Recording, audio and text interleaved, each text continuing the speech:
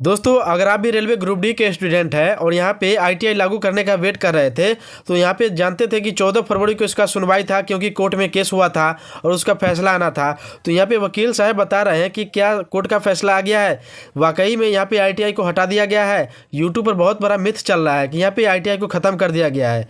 उसी पर वकील साहब यहाँ पे अपनी सफाई देते हुए क्या बोल रहे हैं, इस वीडियो का पूरा देखिए ताकि आपको सच्चाई पता चल सके। वीडियो इसलिए बना रहा हूँ क्योंकि मैंने देखा यूट्यूब पे बहुत लोग जो है इस केस को लेके जो था अभी मिसलीडिंग इन्फॉर्मेशन डाल रहे हैं। मिसलीडिंग कहने का मतलब है कि बहुत लोग बोल रहे हैं कि केस डिसमिस हो गया, केस ये हो गया, वो हो गया। बताना चाहता हूँ कि स्टेटस में जाके चेक करो, केस अभी आपका पेंडिंग है और नेक्स्ट डेट जो है 28 मार्च 2025 का है। बट मोस्ट इम्पॉर्टेंट चीज़ क्या है कि हम लोग आज जो सोच के आए थे वो चीज़ हुआ। वो क्या था, हम लोग ये सोच के आए थे कि किसी भी तरीके से अगर आज हेयरिंग नहीं होती है, क्योंकि रेलवे बहुत तैयारी के साथ था, आरवी सिन्हा थे, एकदम रिप्लाई नहीं फाइल किया, जवाब नहीं फाइल किया था। उन्होंने ये सोच के कि किसी तरह से डेट आगे बढ़ जाएगी तो कंप्लीट हो जाएगा, 22 फरवरी डेट क्रॉस हो जाएगी, उसके बाद जो है सारा गेम ख़त्म हो जाएगा। तो ऐसा होता तो एक बहुत नुकसान, एक सेटबैक होता ही सबको चिंता का। लेकिन हम सोच के आए थे किसी भी हालत में आज हेयरिंग हो और एटलीस्ट रिजेक्ट हो जाए, इंटरिम रिलीफ चाहे कुछ भी ऐसा हाथ में हो कि हम लोग हाई कोर्ट पहुँच पाए। हाई कोर्ट जाना इम्पॉर्टेंट था और उसका रास्ता बनाना इम्पॉर्टेंट था। तो हम लोगों ने उस तरीके से बहुत स्ट्रेस किया, despite efforts by the court कि नहीं अभी रिप्लाई नहीं आया है, नहीं सुनेंगे।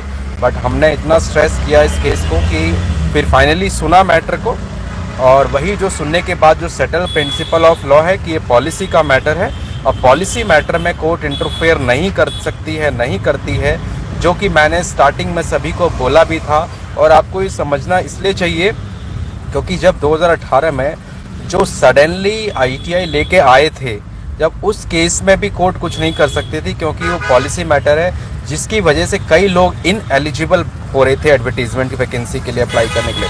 बट फिर आखिरकार प्रोटेस्ट करके काम हुआ था। तो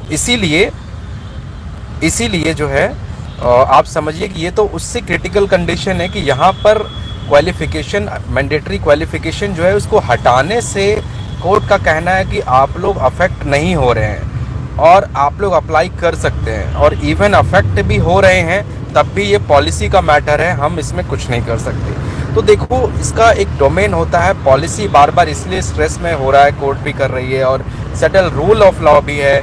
रूल ये है कि अगर एडवर्टीजमेंट रिलीज़ होने के बाद कोई बदलाव होते हैं तो उस केस में जो है कोर्ट इंटरफेयर करती है कि ये चेंज नहीं कर सकते। ये सुप्रीम कोर्ट का 7 जजों का कॉन्स्टिट्यूशनल बेंच का जजमेंट है। लेकिन ऐसा मैंने बहुत रिसर्च किया और एक पॉइंट मिला है, ऐसा लीगल पॉइंट जिसके बेसिस पे ही आज इतना आर्गूमेंट्स हो पाया, और उस पॉइंट को ही हाई कोर्ट में भी रखना है हमें कि जो है वो पॉइंट ये है कि अगर कोई एम्प्लॉयर आपको कई समय से इस तरह का प्रॉमिस कर रहा है कि ये क्वालिफिकेशन होगी, ये क्वालिफिकेशन होगी, और सडनली चेंज आउट करता है, तो वो चेंज कर सकता है पॉलिसी में, 100% उसकी पावर है।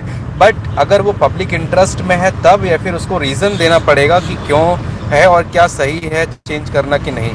तो ये रेलवे ने अभी तक ये चीज़ नहीं बताया है कि आपने चेंज क्यों किया सडनली, जो कि हमको लगता है कि प्रोटेस्ट के डर से इतना भीड़ भाड़ की, जब इनएलिजिबल हो जाएंगे 10वीं क्लास के बच्चे फॉर्म नहीं भर पाएंगे तो फिर कुछ वैसी हरकत ना कर दे जो पहले भी करी थी, प्रोटेस्ट करके, ये करके, वो करके। इसलिए भी बचने के लिए ये काम किया गया है।